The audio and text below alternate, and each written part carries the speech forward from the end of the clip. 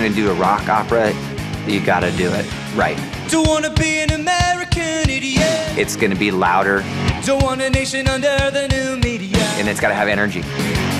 I think having a show on Broadway, it's breaking boundaries. To a new kind of tension. We're singing music of the biggest band in the world right now. Now everybody do the propaganda. It's much more than a bunch of cool kids, you know, bouncing their head and singing. It's raw. It's not corny. Broadway is absolutely ready for punk. Don't wanna be an American idiot. One nation controlled by the media. Information age of hysteria. It's calling out to any in America. American Idiot on Broadway. Who would have thunk it? I think we're onto something here, and it's happened at the St. James Theater.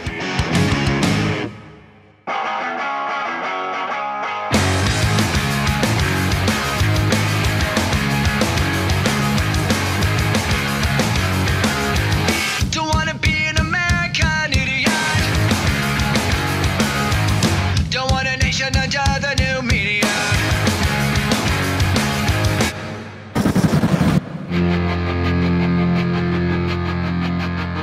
Right around 2003, I think as a band, we really wanted to sort of have like a monumental moment. I walk a lonely road, the only one that I have ever known. With American Idiot, we wanted to make some kind of concept record. We knew that. It just felt like inside this album, there was this story of American youth looking to improve their lives. I remember just driving around in my mother's minivan and just cranking that record as loud as it would go, and then really just feeling understood, and like there was this direct line of communication that I felt coming from that record. The album is really like a rallying cry for our generation. And screaming. Well, I think politically, American Idiot, like when we were writing it, it was trying to make sense out of like a big mess. And you're trying to find something to believe in. I think the record is definitely anti-Bush and anti-war. One of the things I think is so brilliant about American Idiot is the way it marries the personal and the political. It's about people becoming lost and just trying to find their way. And I think that's been going through our songs since, 1988. It's an empty space. Yeah. And I see Johnny like on the floor in the middle of nowhere, and he starts to play. So we see our three heroes. The band comes in and starts to elevate the song. It's great. It's gonna be awesome. This album was, it's our baby. To see it sort of, get put in the hands of other people, it's great. How loud are you gonna go as far as the band? Well, I think the plan would be to be as loud as it's tolerable. Mm-hmm. Yes.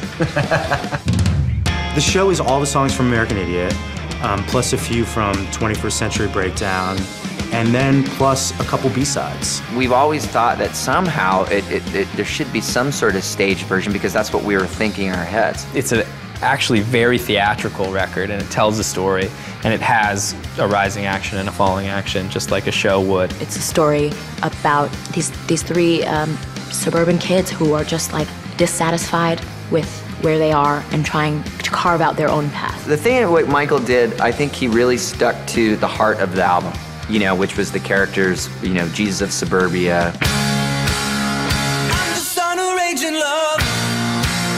The Jesus of Suburbia. And then he created new characters by using different little subliminal things that we put in special packaging, like the character Tunny. It's a brand new character.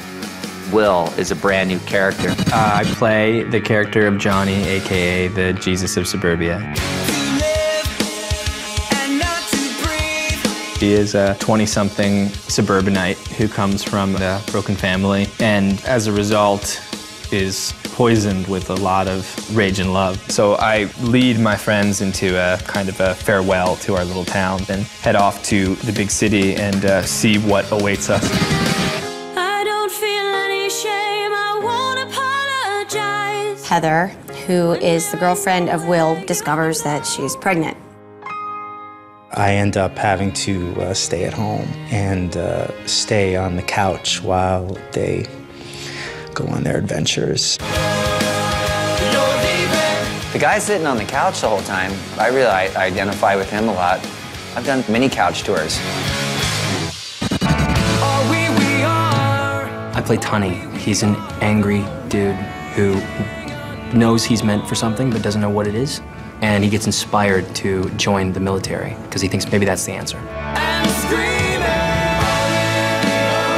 I walk this empty street on the boulevard of broken dreams. I play a character called, what's her name? What's her name is a woman who Johnny meets when he's in the city. When he suddenly meets this girl that he does start to fall in love with, as much as it exhilarates him, it terrifies him. And it alters the course that he is on. The what's-her-name character, she ends up being the most powerful character, I think, in the stage version. She's just this city girl, this punky city girl. Their relationship is just like wild and sexual.